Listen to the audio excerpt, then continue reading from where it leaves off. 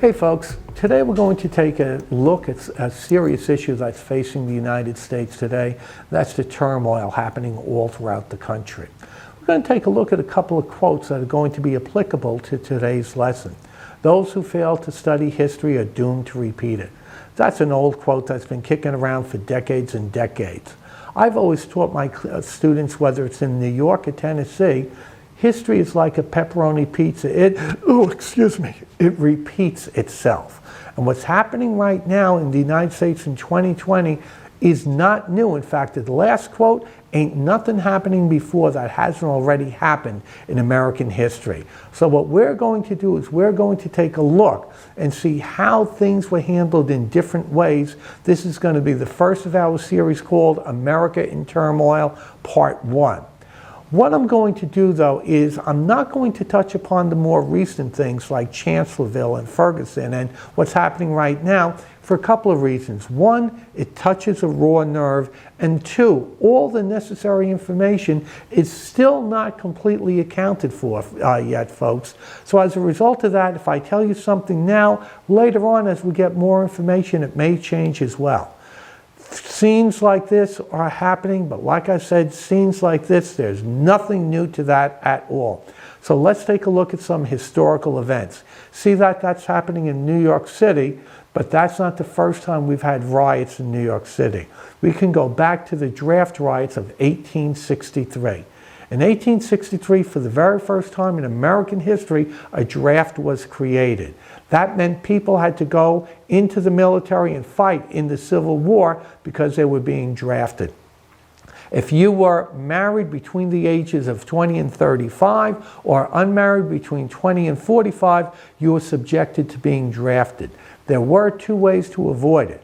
The first way is you could hire somebody to work in your place so they get drafted instead of you. Or the second way, is you could pay $300 and you would not be drafted. $300, though, was about a year's salary.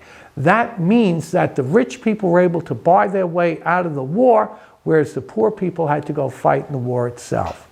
Of the 169,000 people that were drafted, about 119,000 of them were actually substitutes. This is going to rub a lot of people in New York really, really raw, especially when you consider that New York, along with many of the other northern states, came this close to seceding from the Union because the fear was that if you free the slaves, they're going to become a source of cheap labor that's going to cause a lot of people to lose their jobs as the slaves start to migrate to the north. July 11th, 1863, the draft begins. About 18 hours later, starting on the 13th, the riots began. Now, one of the quirks about this is black people were not subjected to being drafted. The reason is because even if they were free, they were not allowed to become citizens. Now, many white Americans turn around and say, whoa, wait a second. We're fighting the Civil War so you can get your freedom, but you're not being drafted to help fight in that war? I don't think so. And that really angered them. So during the riots, black neighborhoods became very popular targets, along with federal buildings and newspapers that took an abolitionist view dealing with slavery. The way the riots progressed is it started as protest, ended as rioting, moved into looting, and basically were just violent all throughout. Take a look at the bottom right-hand corner. That's the Brooks Brothers clothier back over then.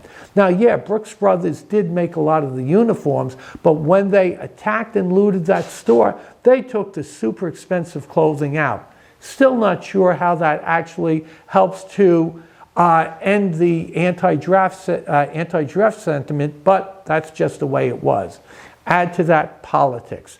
The governor of New York State was a Democrat. He opposed the draft, so as a result of that, he never sent troops in to put down the riots. Whereas the mayor of New York City, a man named George Updike, he was a Republican. He wanted to make sure that the riots were put down. When the governor, Horatio Seymour, refused to send troops in, the mayor asked President Lincoln to send in federal troops in order to put down the riots. This conflict between the mayor and the governor makes matters all that worse. At the height of the riots, they actually attacked a black orphanage. They allowed the orphans to leave the building, but then they destroyed the building. Sure. So that means those poor kids had to stand there and watch their home being destroyed. That's how bizarre those riots had become. Finally, on the 16th, the riots are put down when Lincoln sends in 4,000 troops to New York City to finally put down the riots. The aftermath of the whole event, 119 people are reported dead. In all likelihood, that number was closer to 1,000. The vast majority of the people who died as a result of the riots were poor people who were totally unaccounted for.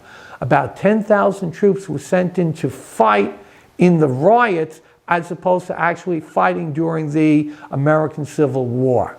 The New York City government felt that this whole business about the exemption for the rich was very unfair. So what they did is they set up an exemption fund of $3 million. If you were drafted and you did not want to go fight in the war, you could apply to New York City. They would pay your exemption fee. The black population, which was subjected to so much harassment during the riots, finally reached a point where they said, you know what, guys, we're out of here. The black population of New York City decreased by about 18%. The city government also provided not an incentive, but they provided money for the blacks who were leaving the city so that they could set up in a different area. One of the things that's a quirk about American history that is not reported anywhere near enough is as a result of these riots, New York City created its first black regiment. This was under the control of a white military leader, but nonetheless, for the first time, they had the ability to fight for their own freedom. That was a major accomplishment for the black population of the United States. The bottom line is, what we're seeing right now is not new, guys. It's been happening for centuries and centuries. Whether we were talking about the anti-draft riots in New York City in 1863 or the anti-draft riots in 1963 as a result of the Vietnam War, these protests are all part of the American experience. Different times will create different issues. Each of these issues will be responded to in a different way. Next week, we're going to take a look at the Haymarket riots in Chicago, and we're going to see how this is now going to be completely different from the draft riot of 1863, and how that's going to be very similar to what's happening here in the United States today. Maybe we'll learn something from it. Take care, guys.